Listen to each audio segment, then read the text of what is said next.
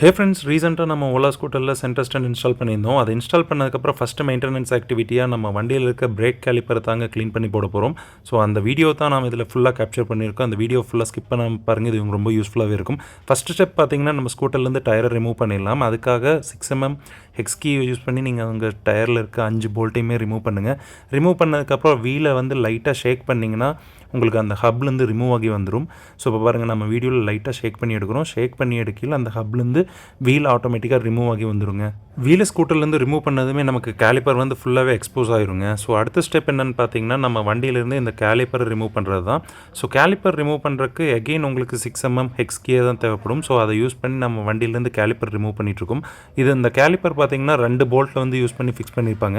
So அதை வந்து நம்ம இப்போ லூஸ் பண்ணி அந்த கேலிப்பர் வண்டியிலேருந்து ரிமூவ் பண்ணி எடுத்துடலாம். ஜென்வன் ஓலா ஸ்கூட்டரில் இருக்க மேஜர் டிஸ்அட்வான்டேஜ் இது தாங்க. வீலை ரிமூவ் பண்ணால் தான் வண்டியிலேருந்து நம்மளால் கேலிப்பர் ரிமூவ் பண்ண முடியும்.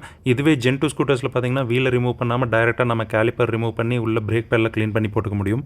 இந்த வீடியோவில் காட்டியிருக்க மாதிரியே கேலிப்பரை கொஞ்சம் வெளியே புல் பண்ண மாதிரி இழுத்திங்கன்னா வண்டியிலேருந்து அந்த பொசிஷன்லேருந்து அந்த கேலிப்பர் வெளியே வந்துடும். இந்த கேலிப்பரை நம்ம வெளியே எடுத்ததுக்கப்புறம் அதை வந்து டிஸ்அசம்பிள் பண்ணுங்க. அதாவது இதில் இருக்கிற பிரேக் பேட்ஸ் எல்லாமே ரிமூவ் பண்ணி எடுத்துடலாம். ஸோ அடுத்த ஸ்டெப் பார்த்தீங்கன்னா, கேலிப்பர் வந்து பிரித்து எடுக்கிறது தான். உள்ளே இருக்க பிரேக் பேட் வந்து ஈஸியாகவே ரிமூவ் ஆகி வந்துடும். அது வந்து எந்த ஸ்லைடிங் பின்லையுமே ஹோல்டாக இருக்காது. பட் அவுட்டரில் இருக்க பிரேக் பேட் பார்த்தீங்கன்னா உங்களுக்கு அந்த ஸ்லைடிங் பின்னில் வந்து ஹோல்டாக இருக்கும். ஸோ அந்த ஸ்லைடிங் பின்னை வந்து பேக் சைடு புஷ் பண்ணிவிட்டு இந்த பிரேக் பேட் வந்து நீங்கள் ரிமூவ் பண்ணிடலாம். அதை ரிமூவ் பண்ணதுக்கு அடுத்ததான் பார்த்தீங்கன்னா, நம்ம அந்த ஸ்லைடிங் பின்னுமே அதுலேருந்து ரிமூவ் பண்ணிடலாம். அந்த கேலிப்பர்லேருந்து பேசிக்காக நம்ம பிரேக் அப்ளை பண்ணுறப்ப அந்த ஸ்லைடிங் பின் வந்து ஸ்லைட்டாக மூவ் ஆகும். அதனால தான் இதில் வந்து லூப்ரிகேஷன் கொடுத்துருப்பாங்க. ஸோ அதுக்குள்ளே பார்த்தீங்கன்னா நமக்கு வந்து 2 ரப்பர் பூட் இருக்கும். ஒன்று வந்து ஃபிக்ஸ்டாக இருக்கும் கேலிப்பர்லேயே, அனதர் ஒன்று பார்த்தீங்கன்னா நம்மளால் ரிமூவ் பண்ண முடியும். பாட்டமில் இருக்கிற ரப்பர் பூட் வந்து கேலிப்பர்லேயே ஃபிக்ஸ்டாக இருக்கும். இதுவே டாப்பில் இருக்கிற ரப்பர் பூட் வந்து நம்ம அதுலேருந்து ரிமூவ் பண்ணி எடுத்துடலாம். அதுக்கடுத்து தான் பார்த்தீங்கன்னா நம்ம இந்த பிரேக் பேடை பற்றி கொஞ்சம் பார்ப்போங்க. ஓலாவில் நான் கொடுத்துருக்க இந்த பிரேக் பேடில் உங்களுக்கு வந்து பிரேக் வியர் சென்சாருமே கொடுத்துருப்பாங்க. அது எப்படின்னு பார்த்தீங்கன்னா, நமக்கு பிரேக் பேட் தேய அந்த குறிப்பிட்ட லிமிட் மேலே அந்த சென்சாரில் இருக்க ஒயர் வந்து டிஸ்கில் வரைஞ்சி அப்படியே கட் ஆயிரும். கட் ஆனதுக்கப்புறம் கனெக்டிவிட்டி எஸ்டாப்ளிஷ் ஆகாது. அதனால நமக்கு வார்னிங் சிம்பிள் காட்டும். அடுத்த ப்ராசஸ் என்னன்னு பார்த்தீங்கன்னா, நம்ம எல்லா பார்ட்ஸுமே இப்போ ரிமூவ் பண்ணதை க்ளீன் பண்ணிடலாம். ஃபஸ்ட் எடுத்ததுமே நம்ம பிரேக் பேட் வந்து கேலிப்பர்லேருந்து ரிமூவ் பண்ணியிருக்கோம்ல, அந்த பிரேக் பேட் 2யுமே க்ளீன் பண்ணிடலாம். இன்னர் சைடு பிரேக் பேட் வந்து நம்ம இப்போ க்ளீன் பண்ணிட்டோம். இப்போ அவுட்டரில் இருக்க அந்த பிரேக் பேடுமே க்ளீன் பண்ணிடலாம். சாண்டிங் பேப்பர் யூஸ் பண்ணி பிரேக் பேடை க்ளீன் பண்ணிங்கன்னா பிரேக்கிங் எஃபிஷியன்சி நீங்கள் க்ளீன் பண்ணி போட்டதுக்கப்புறம் நல்லா இருக்கும்.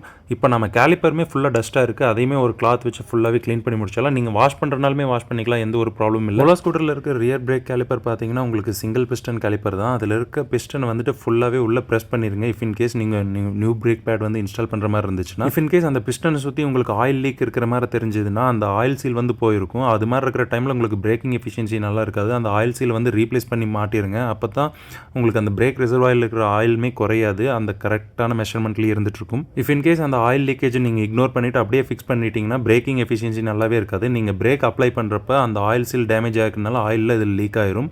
நம்ம இப்போ பார்த்தீங்கன்னா பிரேக் கேலிப்பர் ஃபுல்லாகவே க்ளீன் பண்ணிட்டோங்க.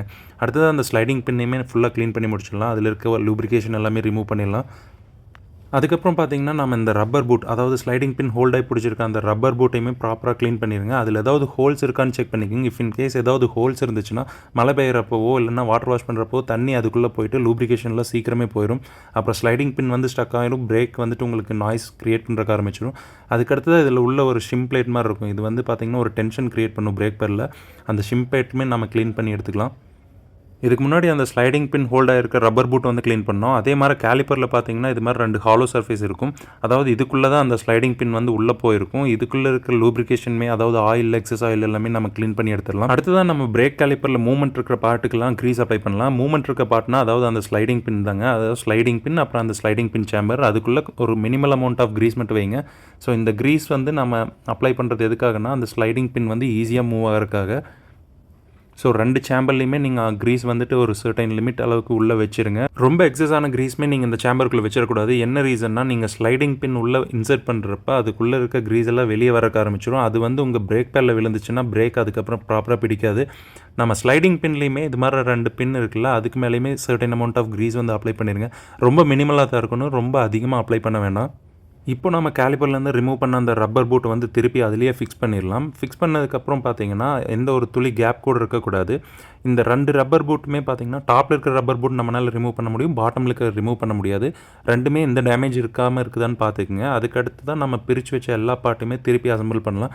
நம்ம ஃபஸ்ட் அசம்பிள் பண்ண போகிறது பார்த்தீங்கன்னா அந்த ஷிம் பிளேட், அதாவது ஒரு டென்ஷன் க்ரியேட் பண்ணுறதுக்கான இந்த ஷிம் பிளேட் வந்துட்டு இருந்த பொசிஷன்லேயே நம்ம ஃபஸ்ட் அசெம்பிள் பண்ணுறோம். அதுக்கடுத்ததாக பார்த்தீங்கன்னா ஸ்லைடிங் பின் வந்து நம்ம இன்சர்ட் பண்ணணும். ஸ்லைடிங் பின் எதுக்காகன்னு பார்த்தீங்கன்னா அந்த பிரேக் பேட் வந்து ஹோல்ட் பண்ணி பிடிக்கிறதுக்காக தான். அப்புறம் அந்த ஸ்லைடிங் பின்னில் தான் உங்களுக்கு அந்த கேலிப்பர் வந்து லீனியர் மோஷன் இருக்கும். நீங்கள் பிரேக் அப்ளை பண்ணுறப்ப அந்த லீனியர் மோஷன் கொடுக்குறது இந்த ஸ்லைடிங் பின் தான். அதுக்காகத்தான் நம்ம இங்கே க்ரீஸ் அப்ளை பண்ணியிருக்கோம். இந்த ஃப்ரீ மூவ்மெண்ட் இருக்கணும். இன்கேஸ் அது வந்து ஸ்டக் ஆச்சுன்னா உங்களுக்கு அந்த பிரேக் பேட் வந்து கண்டினியூஸாக டிஸ்கில் உறைஞ்சிட்டே இருக்கும். அப்போ வந்து நாய்ஸ் க்ரியேட் ஆகும். ஸோ அது மாதிரி ஸ்டக்கான கேலிப்பர்லாம் நீங்கள் இது மாதிரி க்ரீஸ் வச்சு சர்வீஸ் பண்ணி போட்டிங்கன்னா அந்த நாய்ஸ் வந்து வராதுங்க. இந்த ஸ்லைடிங் பின் நீங்கள் ஃபிக்ஸ் பண்ணுறப்ப அந்த ரப்பர் போட்டில் ப்ராப்பராக அது சீட் ஆயிடுச்சா அப்படின்னு செக் பண்ணிங்க. இன்கேஸ் ப்ராப்பராக சீட் ஆகலைன்னா நான் ஆல்ரெடி சொன்ன மாதிரி வாட்டர் வாஷ் பண்ணுறப்போ மலையில் போகிறப்போ தண்ணி உள்ளே போயிட்டு அதில் இருக்கிற லூப்ரிகேஷன்லாம் சீக்கிரமாக வாஷ் அவுட் ஆயிரும். அப்புறம் உங்களுக்கு அந்த ஃப்ரீயான மூவ்மெண்ட் வந்து வராது. அடுத்ததான் நம்ம அவுட்டர் சைடில் இருக்க இந்த பிரேக் பேட் வந்துட்டு ஃபிக்ஸ் பண்ணிடலாம். அதாவது அந்த ஸ்லைடிங் பின்னை வந்து கொஞ்சம் பேக் சைடு புஷ் பண்ணிவிட்டு இந்த பிரேக் பேட் வந்துட்டு அவுட்டர் சைடில் இருக்கிற பிரேக் பேட் வந்து நீங்கள் இப்படி ஃபிக்ஸ் பண்ணிடுங்க. ஃபஸ்ட் ஜென்ரேஷன் ஸ்கூட்டர்ஸில் தான் உங்களுக்கு அந்த பிரேக் வியர் சென்சார் வந்துட்டு இருந்துச்சு. ஜென்ரேஷன் 2 ஸ்கூட்டர்ஸ்லாம் அது ரிமூவ் பண்ணிட்டாங்க. ஃபஸ்ட் ஜென்ரேஷன்லேயுமே நம்ம சர்வீஸ் விடுறப்ப அந்த சென்சார் வந்து ரிமூவ் பண்ணிட்டு இருந்தாங்க. அதில் ஏதோ இஷ்யூ இருக்குங்கிறக்காக. இப்போ நம்ம பிரேக் கேலிப்பரில் அவுட்டர் சைடில் இருக்க பிரேக் பேட் வந்து சக்ஸஸ்ஃபுல்லாக இன்ஸ்டால் பண்ணிட்டோம். அதுக்கடுத்து தான் பிரேக் கேலிப்பரோட இன்னர் சைடில் இருந்த பிரேக் பேடையுமே திருப்பி இன்ஸ்டால் பண்ணிடலாம். நீங்கள் இப்படி இன்ஸ்டால் பண்ணுறப்ப பிரேக் பேட் மேலே க்ரீஸோ அல்லது வேறு ஏதோ ஒரு லூப்ரிகேட்டட் ஐட்டமோ படாத மாதிரி பார்த்துக்குங்க. இன்கேஸ் பட்டுருச்சுன்னா அதை ப்ராப்பராக வாஷ் பண்ணிவிட்டு ஃபுல்லாக வைப் அவுட் பண்ணிவிட்டு அதுக்கப்புறம் திருப்பி ரீஅசம்பிள் பண்ணுங்கள். இப்போ நம்ம கேலிப்பர்லேருந்து ரிமூவ் பண்ண எல்லா பார்ட்ஸுமே திருப்பி அசம்பிள் பண்ணிட்டோம். இப்போ அடுத்து தான் நம்ம கேலிப்பரை வண்டியில் ஃபிக்ஸ் பண்ண போகிறோங்க. ஸோ நம்ம வண்டியில் எப்படி ஃபஸ்ட்டு கழட்டினமோ அதே மாதிரி திருப்பி கேலிப்பர் வந்து இந்த ஒரிஜினல் பொசிஷனுக்கே வச்சுட்டு அந்த 2 போல்ட்டு யூஸ் பண்ணி ஃபிக்ஸ் பண்ணிடுங்க. என்னோட சஜஷன் என்ன, இந்த போல்ட் வந்து நீங்கள் ஃபிக்ஸ் பண்ணுறதுக்கு முன்னாடி த்ரெட் லாக்கர் யூஸ் பண்ணிக்கங்க. வண்டி ஃபஸ்ட்டு அசம்பிள் பண்ணுற டைமில் அந்த போல்ட் மேலே உங்களுக்கு அந்த த்ரெட் லாக்கர் லிக்விட் அப்ளை பண்ணி தான் ஃபிக்ஸ் பண்ணியிருப்பாங்க. எதுக்காகனா நம்ம வண்டி மூவ்மெண்ட்டில் அந்த போல்ட் வந்து லூஸ் ஆகாமல் இருக்கிறக்காக. ஸோ நீங்கள் இது மாதிரி சர்வீஸ் பண்ணி மாட்டுறப்போவுமே அந்த த்ரெட் லாக்கர் யூஸ் பண்ணி அதுக்கப்புறம் அந்த போல்ட் வந்து ஃபிக்ஸ் பண்ணிக்கங்க. அது மாதிரி ஃபிக்ஸ் பண்ணுறதுனால அந்த போல்ட் லூஸ் ஆகாதுங்கிற மாதிரி நமக்கு ஒரு கான்ஃபிடன்ஸ் இருக்கும். நெக்ஸ்ட் ஸ்டெப் பார்த்தீங்கன்னா நம்ம வந்து பிரேக்கை ப்ரைம் பண்ணும். அதாவது நீங்கள் பிரேக் கேலிப்பர் சர்வீஸ் பண்ணுறப்ப அதில் இருக்க பிஸ்டன் வந்து ஃபுல்லாகவே உள்ளே ப்ரெஸ் பண்ணியிருப்பீங்க. ஸோ பிரேக்கை 2-3 டைம் ப்ரெஸ் பண்ணி விடுங்க. ஸோ அந்த ஆக்சுவல் பொசிஷனுக்கு அந்த பிஸ்டன் வெளியே வந்துடும். இப்போ நான் பிரேக் லிவர் வந்து ப்ரெஸ் பண்ணிட்டு இருக்காங்க. உங்களால் வந்து கேலிப்பரில் ஒரு மூவ்மெண்ட் பார்க்க முடியும். இன்கேஸ் நீங்கள் ப்ரைம் பண்ணாமல் ஸ்கூட்டர் ரைடுக்கு எடுத்துகிட்டு போனீங்கன்னா பிரேக் ஃபெயிலியர் ஆகிறதுக்கு கூட சான்சஸ் இருக்குது. ஸோ கேர்ஃபுல்லாக ப்ரைம் பண்ணிவிட்டு அதுக்கப்புறம் யூஸ் பண்ணுங்கள். இப்போ வந்து நம்ம பிரேக்கை டெஸ்ட் பண்ணிடலாம். வீலை திருப்பி மாட்டுறதுக்கு முன்னாடி நம்ம வண்டியை வந்து ரைட் மோடில் போட்டு ஃபஸ்ட்டு டெஸ்ட் பண்ணி பார்க்குறேங்க. இப்போ பார்த்தீங்கன்னா நான் வண்டியை ரைட் மோடில் போட்டு குறிப்பிட்ட த்ராட்டல் கொடுத்துட்டு பிரேக் அப்ளை பண்ணுறேன். நமக்கு பிரேக் கேலிப்பர் பக்காவே ஒர்க் ஆகுது. எக்ஸ்பெக்டட் டைமில் வந்துட்டு ஸ்டாப் ஆகுது. ஸோ இது மாதிரி டெஸ்ட் பண்ணதுக்கப்புறம் நம்ம வீலை வந்து திருப்பி ஸ்கூட்டரில் ஃபிக்ஸ் பண்ணிடலாங்க. நம்ம ஸ்கூட்டரில் கேலிப்பர் கிளீனிங் ப்ரொசீஜர் இதோட முடிஞ்சது. ஸோ இதுக்கடுத்து நம்ம வண்டியிலேருந்து ரிமூவ் பண்ண வீலை ஃபஸ்ட்டு என்ன பொசிஷனில் இருந்துச்சோ அதே மாதிரி வச்சு அந்த 5 போல்ட் வச்சு திருப்பி ஃபிக்ஸ் பண்ணிடலாங்க.